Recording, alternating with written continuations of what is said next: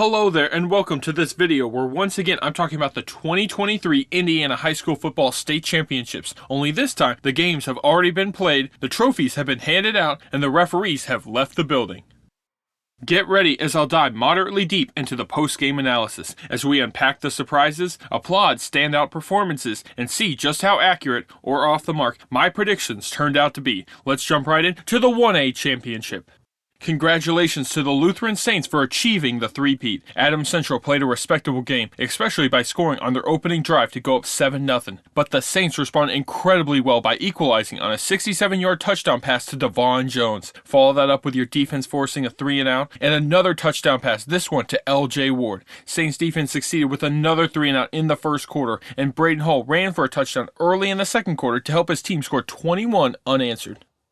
The Flying Jets competed much more productively after that, like when Trevor Curry made a great touchdown catch, but it wasn't nearly enough to ever tie the game back up. One major reason the comeback didn't materialize is because Lutheran didn't punt the ball until there was less than 11 minutes left in the game. But let me tell you, things got really intriguing when there were under 6 minutes left. I've never spoken to Dave Pasch, but I know two things about him. He loves Jesus, which is awesome, and he hates kicking fourth quarter field goals to go up by additional possessions, which could cost him in future football games. In the regional championship against Providence, Lutheran was up by 7 with the ball on the 1-yard line with 9 minutes remaining. Instead of sending Locklear in for the 18-yard field goal to make it a two-possession game, the decision was made to run the ball on fourth down, and that failed. Fortunately for them, Providence was unable to score the equalizing touchdown, but it was still an unnecessary risk that could have cost them dearly. Flash forward 2 weeks later, and instead of having Locklear kick a 26-yard field goal to make it a three-possession game, the decision was made to throw the ball on fourth down and 2, and that plan failed as the ball was batted up in the air by Trevor Curry and fell incomplete. From a chaotic entertainment perspective, I'm happy about it. But from a logical perspective, I'm bewildered by those decisions, considering Dax Locklear is not a bad kicker and could easily make those attempts if given the opportunity to help cement the W for Lutheran. Immediately after that fourth down stop, Adams Central's coach decided to make a questionable decision of his own, which was to use one of his 3 timeouts before the Flying Jets offense even snapped the ball. In my opinion, if you're down by 2 scores with 5 minutes and 24 seconds left in the state championship, you should not be calling a timeout under any circumstances when the clock wasn't moving in the first place. It was first down and 10, and apparently there were only 10 offensive players on the field instead of the regulation 11. The play clock was winding down, but I'd either run the play with only 10 on offense or take the delay of game penalty to make it first down and 15. Those timeouts need to be saved if you want to mount the comeback. Please comment down below what you would do in that scenario because I'm curious. Option 1, run the play with only 10 men. Option 2, take the delay of game penalty. Or option 3, call your first of 3 timeouts. Moving on, major props to L.J. Ward for coming away with a diving interception on Adams Central's third play of that drive. The Flying Jets were able to get the 3-and-out and score their 4th touchdown thanks to Tester making back-to-back long catches. The only problem was the Flying Jets absolutely needed to recover the onside kick due to their timeout shortage, and it wasn't much trouble for Devon Jones to secure the ball, and that's how Lutheran won by 7. As far as football endings go, this was an enjoyable sequence. I continued to believe that Lutheran would win throughout the final few minutes, but the margin was way closer than it needed to be. Fun fact, both quarterbacks threw for exactly 226 yards, but as you can see, Willis completed 72% of his passes, threw for 4 touchdowns, and had 0 interceptions. As for my prediction, I chose the correct winner, but underestimated the offenses, as both teams scored at least 11 more points than I thought they would. Adams Central is the only team this year to score more than 14 points against Lutheran, so that's fairly impressive. Congratulations again to the Saints, and we'll see how well they will compete in 2A next season. Now we can talk about the 3A championship. Things mostly went how I expected them to, as Bishop Chatard won by 28 points. My score prediction was a little off, as I thought each team would score 6 or 7 more. I gotta say, shout out to Riley Canet and the Trojan offensive lineman. In my opinion, that was the biggest reason Bishop Chatard was able to win so handily. 4 rushing touchdowns and 158 yards from Canet. The quarterback, Artiega, also put on a show with 241 passing yards, 1 touchdown to Waybright, and 0 interceptions.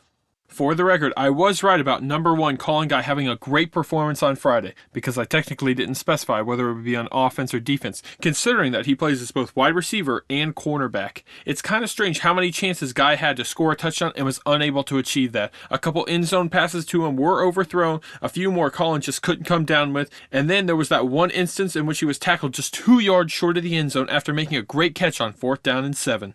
But all of Colin Guy's touchdown deficiencies were made up for on defense as he achieved something extremely rare: 3 interceptions in a state championship football game. Jet Goldsberry only threw 5 interceptions this season prior to the championship, but on Black Friday, 3 more were added to the tally, and Colin Guy was responsible for all 3 picks. All I can say is remarkable, and congratulations to Bishop Chatard for back-to-back titles.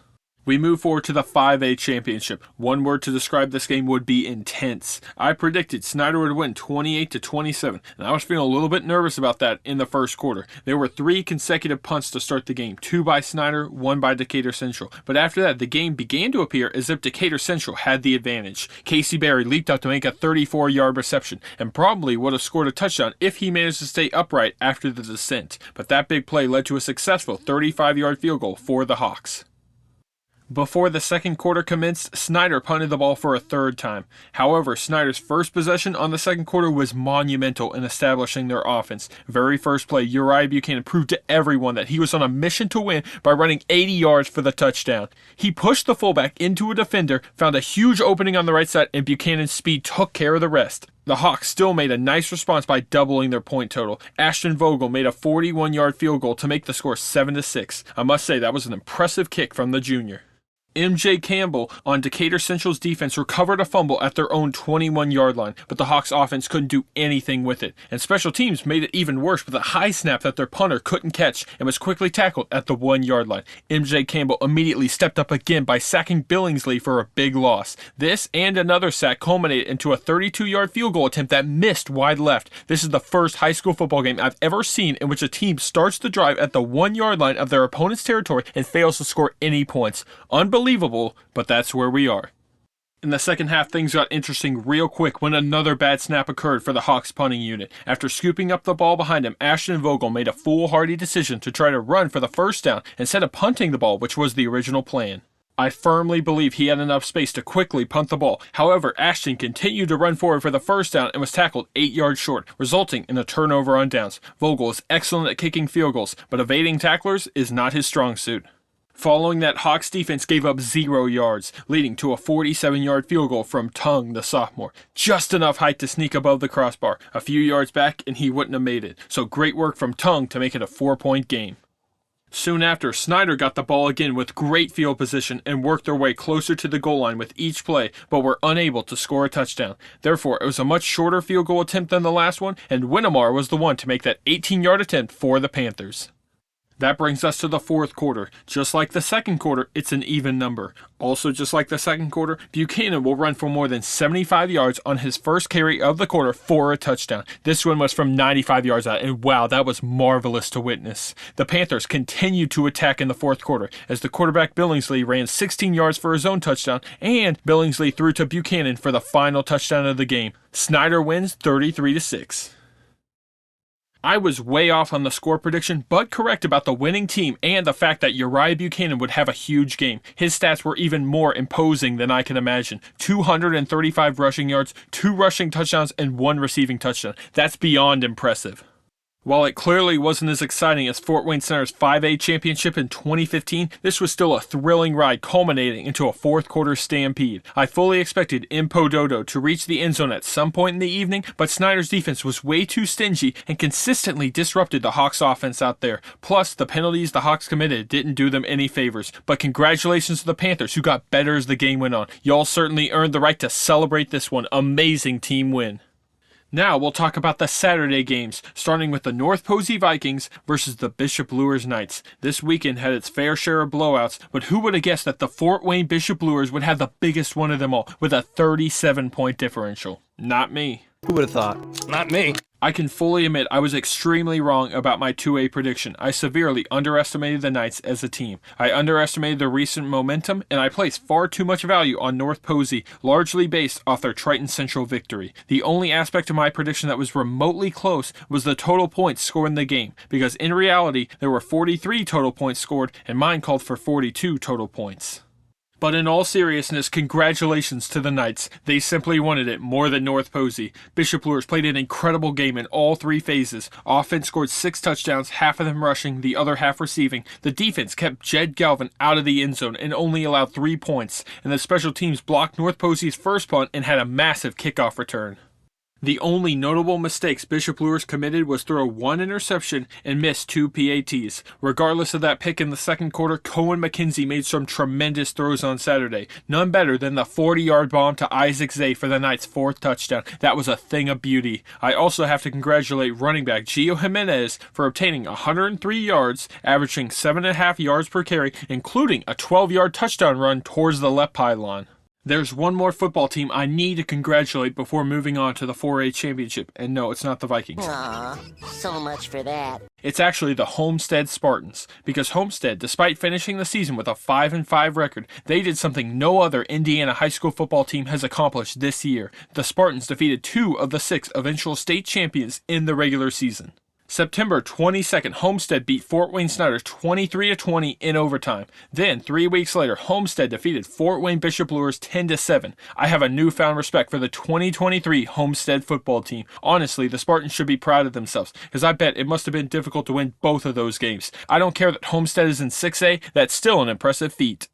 Our penultimate state championship had the Northwood Panthers versus the East Central Trojans. I predicted a blowout, and it was in fact a blowout, but I still have to give the Northwood football team some credit for playing significantly better than I thought they would. Northwood didn't allow East Central's super-powered offense to score in the first quarter, as they managed to stop Josh Ringer on 4th down and 2 for the Trojans' opening drive.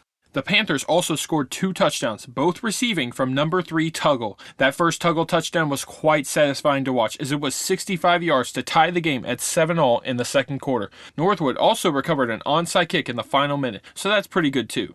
In my opinion, where Northwood went wrong was throwing 4 interceptions, and one of those resulted in a devastating pick 6 by Moses Wheat. On the offensive side, East Central played up to their standard in the final 3 quarters by scoring on 5 rushing touchdowns. Josh Ringer was without a doubt the MVP of the game with 3 of those rushing touchdowns, and he ran for 251 yards.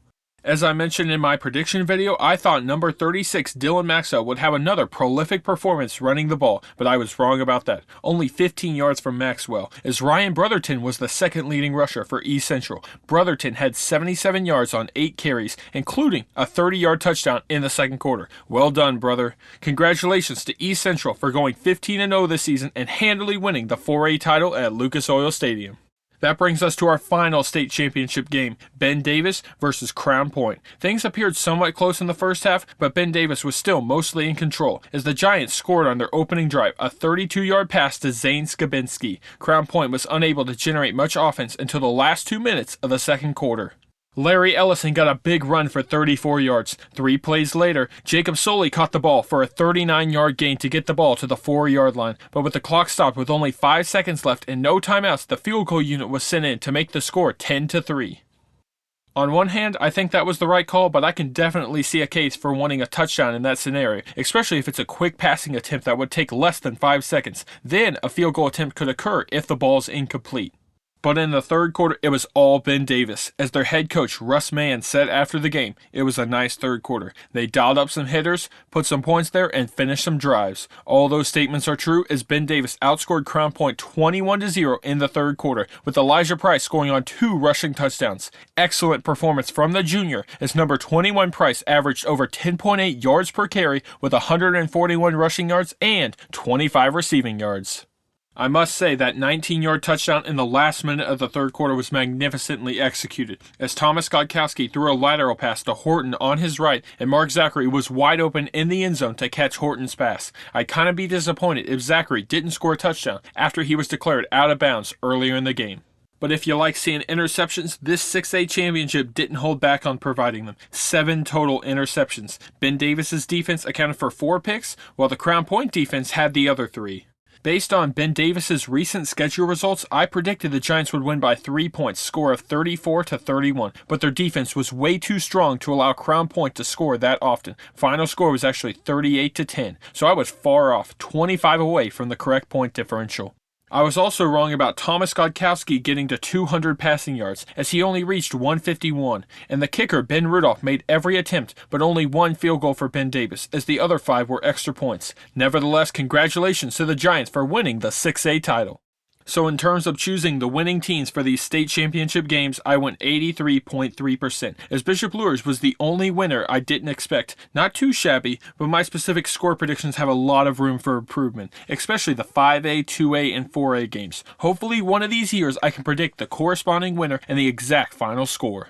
And lastly, before ending the video, I decided to rank these state championship games strictly based on their entertainment level, from a more neutral perspective. Generally, the less one-sided the game is, the better it will rank. If your favorite team won, then of course that game should be number 1 for you. But here's my personal ranking. Number 6 is the 3A championship between Bishop Chatard and Heritage Hills. This game nearly ended in a shutout, and Colin Guy could never find the end zone on offense. Number 5 is the 4A championship between East Central and Northwood. At least Northwood fought well in the early portion, and there was a cool touchdown from Tuggle. Number 4 is the 2A championship between Bishop Luers and North Posey. Very one-sided, but still interesting to see an unexpected winner. Also, Tristan Woodcox is a legend. Love that guy. Number 3 is the 6A championship between Ben Davis and Crown Point. 7 interceptions and a trick play from Horton. Nuff said. Number 2 is the 5A championship between Snyder and Decatur Central. Very competitive and uncertain until the fourth quarter. Uriah Buchanan is him. Number 1 is the 1A championship between Lutheran and Adams Central. Closest game of the weekend as each team scored at least 4 touchdowns, and 'twas a satisfying conclusion to the trilogy. Not nearly as entertaining as their first matchup in 2021, but still very fun and cool to have witnessed.